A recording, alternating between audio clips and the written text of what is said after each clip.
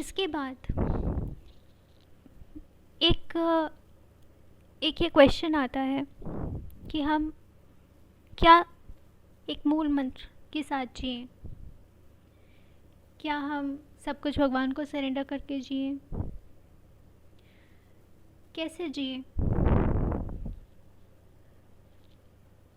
देखिए, भगवान ने हमें फैमिली दी है, भगवान ने हमें अपने गिफ्ट्स दिए हैं, अपने स्ट्रगल्स दिए हैं जो हमें क्रॉस करने हैं, जिन स्ट्रगल्स को,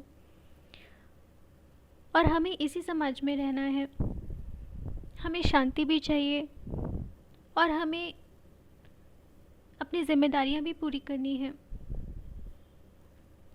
सब कहते हैं शांति चाहिए, लेकिन मुझे ये सिखाया गया है कि शांति नाम की कोई चिड़िया नहीं होती। ये सार है, शांति वहीं प्राप्त होती है जहाँ आप अपने मन में एकाग्र और स्थित हो जाते हैं। फॉर एग्ज़ाम्पल, आप पहाड़ों पर चले जाइए, फॉरेस्ट में चले जाइए या विलेजेस में चले जाइए, हर जगह, हर ही जगह आपको परेशान होने की, कुछ दिनों के बाद परेशान होने के बहुत सारे रीजंस मिल जाएंगे। तो अपनी जिम्मेदारियों से ना भागते हुए समाज में एक योगदान करते हुए, योगदान एक बहुत ही बड़ा मंत्र है। हमने समाज को क्या योगदान दिया?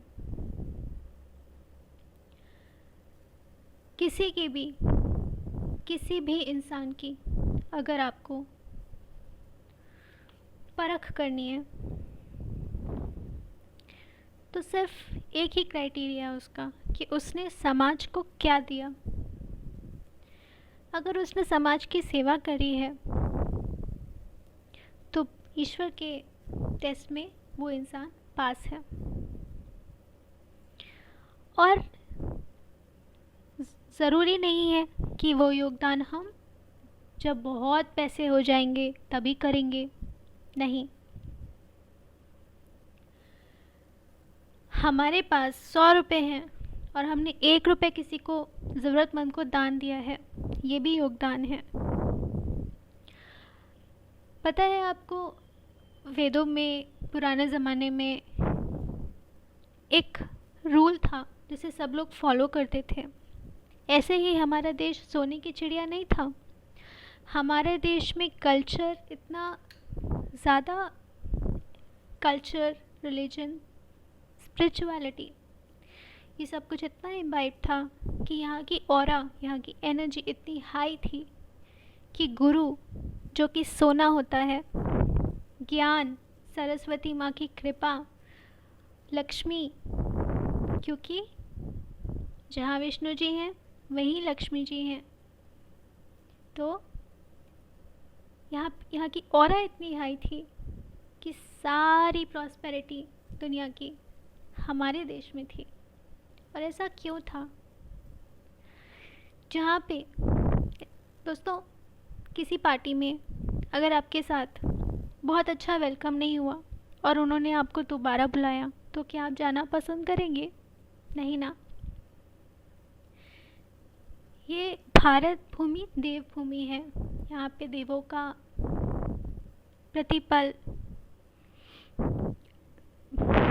पूजा अर्चना होती रहती है। अगर आप वो नहीं करेंगे तो देवों को भी कैसा लगेगा? प्रॉस्पेरिटी भी क्यों रहेगी यहाँ पे?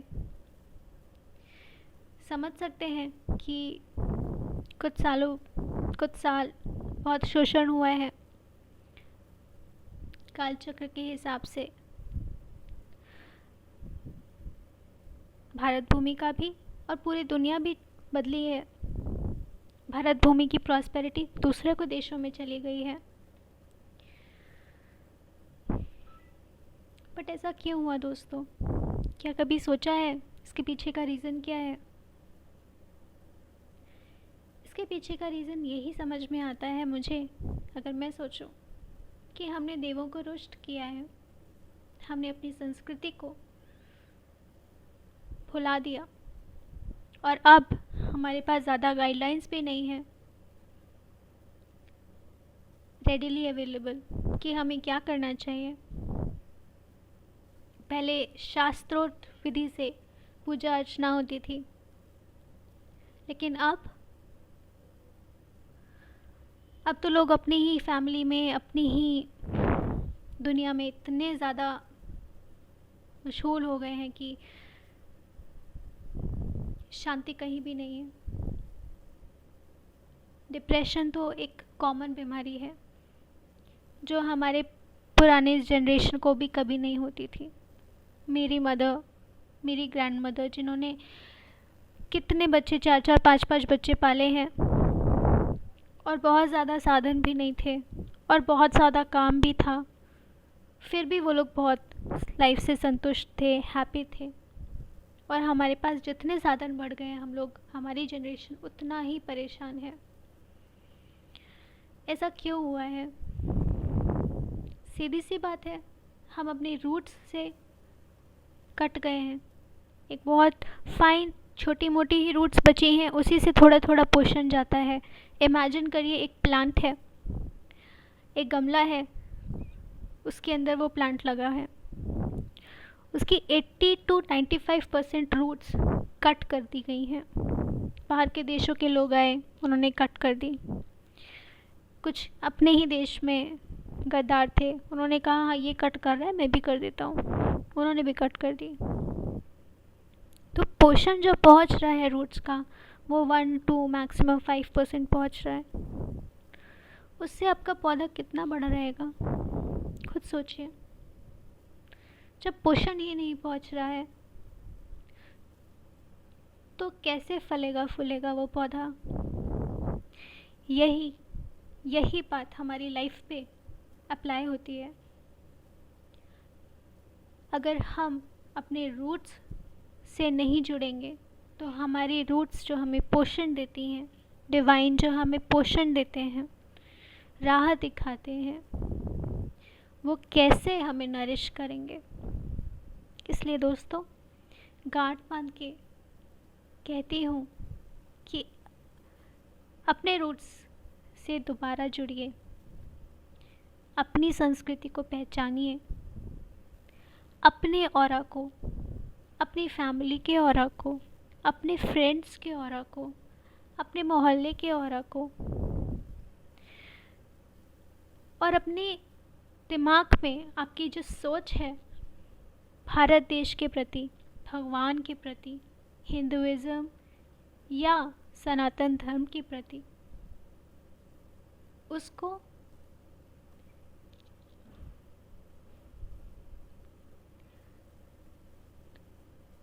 उसके बारे में सोचिए और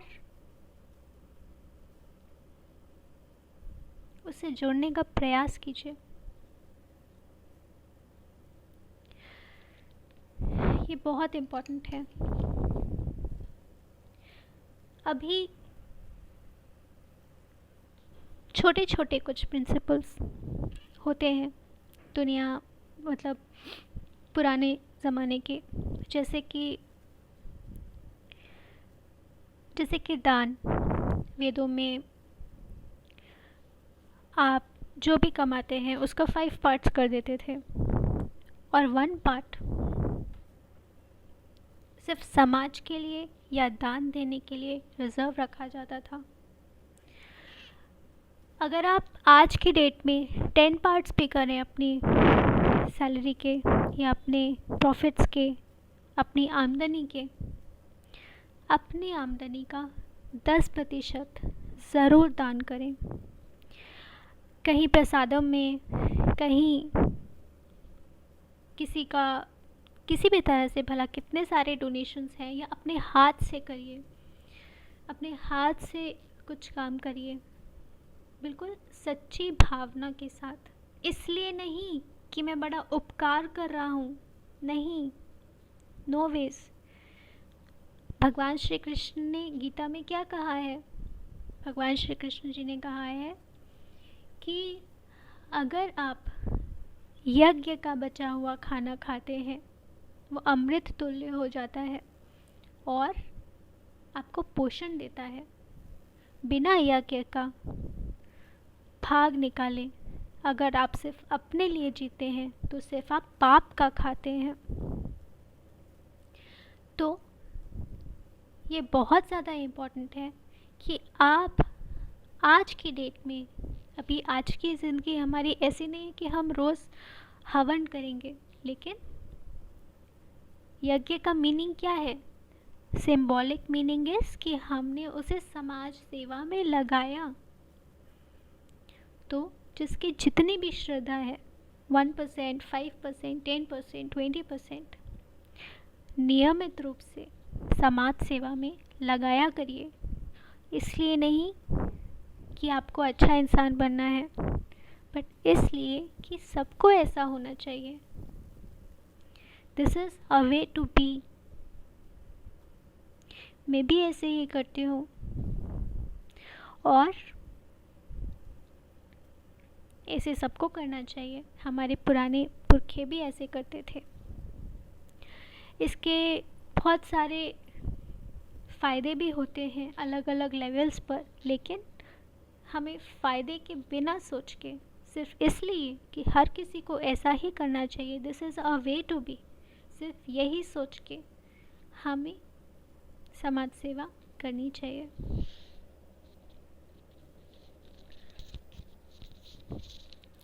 तो फ्रेंड्स, कैसे जीना चाहिए? हमें अपने जीवन को एक यज्ञ की तरह समझ के उस जीवन को पूरी ईमानदारी के साथ ये सोचते हुए कि भगवान श्री कृष्ण ने हमें कैसे पाठ पढ़ाए हैं, कैसे दिशा निर्देश दिए हैं, हम उस तरह से अपनी ज़िंदगी को जिए। ये धारणा के साथ, इस धारणा को हृदय में बसा कर ही हमें अपने जीवन का निर्वाह करना चाहिए। सोचिए, अगर आपके कर्मों से, आपके सत्कर्मों से प्रभु को आनंद आएगा तो क्या आपको आनंद नहीं आएगा? और ये ऐसा ही है जैसा जब आप छोटे थे और अपने पेरेंट्स के लिए कुछ करते थे और आपके पेरेंट्स खुश हो जाते थे। ये बिल्कुल यही बात है। हम सब प्रभु के बच्चे हैं। हम प्रभु की बताई बात करेंगे तो प्रभु भी खुश हो जाएंगे। और उनको खुश करना, उनको हैप्पी करना तो कोई भी चाहेगा, क्योंकि हम सब उनके बच्चे हैं। उनको प्रसन्न करने से हम भी प्रसन्न होते हैं। इसलिए सिर्फ इस धारणा को दिल में बिल्कुल लॉक करके ही हमको अपनी ज़िंदगी जीनी चाहिए।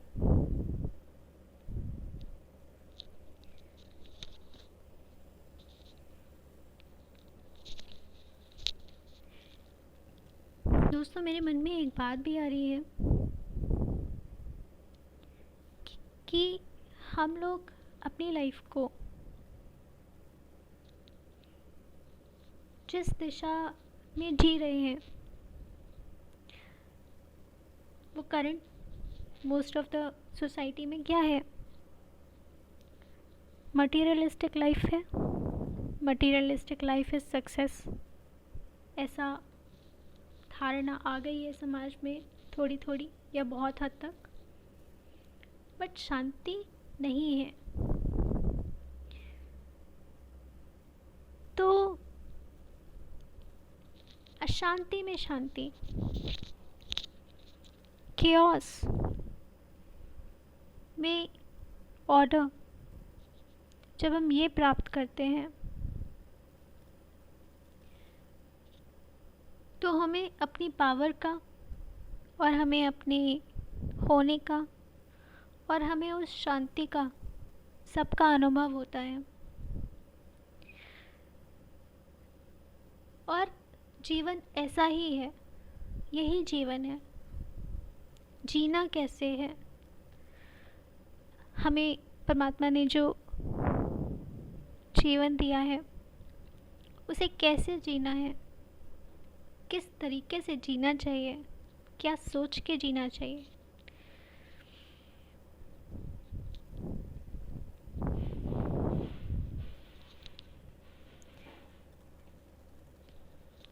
कुछ छोटी छोटी बातें हैं, अगर वो ही हम अपनी लाइफ में आत्मसात कर लेंगे तो हम एक बहुत ही प्यारा कलरफुल रेनबो जैसा जीवन जी पाएंगे और ईश्वर को भी प्रसन्न कर पाएंगे, और ईश्वर प्रसन्न होंगे तो हम भी प्रसन्न होंगे।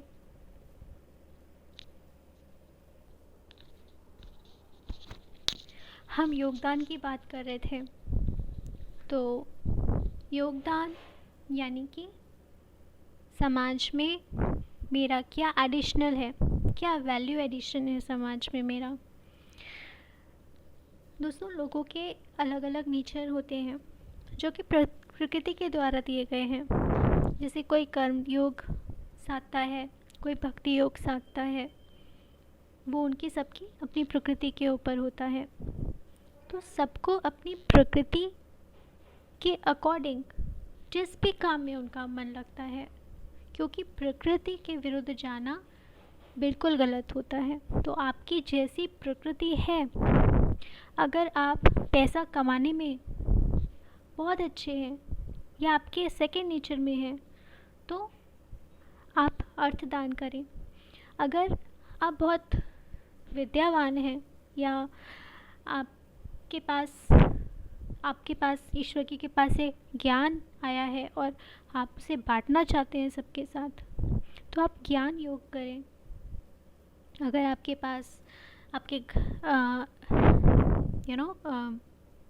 बहुत खेत खलिहान है, अन्न की भरमार है, तो आप अन्न दान करें।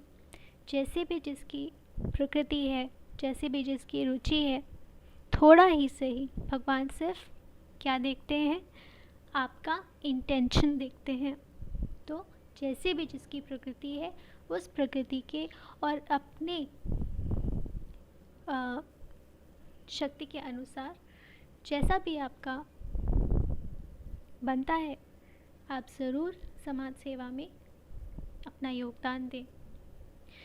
कोई लोग बहुत अच्छे इन्वेंटर्स होते हैं, कोई लोग टेक्निकली बहुत साउंड होते हैं, किसी न किसी तरह से कोई समाज की सेवा करने के लिए कोई ऐप बनाता है, जैसे अभी दिल्ली में बनाया है किसी ने, तो वो भी एक तरह का योगदान है। कोई टेक्नोलॉजी से प्रॉब्लम नहीं है भगवान को, no, he sees your intention. मानव के उत्थान के लिए, इवोल्यूशन के लिए आप क्या कुछ कर गुजर सकते हैं, आपकी इंटेंशन क्या है समाज के प्रति, उसको आप साधें और देखें। आपको कभी नहीं लगेगा कि आपकी लाइफ वेस्ट है, या कभी डिप्रेशन नहीं होगा आपको, because you will get a purpose of your life. Purpose क्या है? योगदान, समाज को योगदान। What is the purpose of life? योगदान देना, समाज में योगदान देना is a purpose of life for every one of us. तो ठीक है, अभी मुझे और तो कुछ भी नहीं समझ में आ रहा है। I think I am done. आज के लिए इतना ही। Thank you so much. जय श्री राम, जय वीर हनुमान।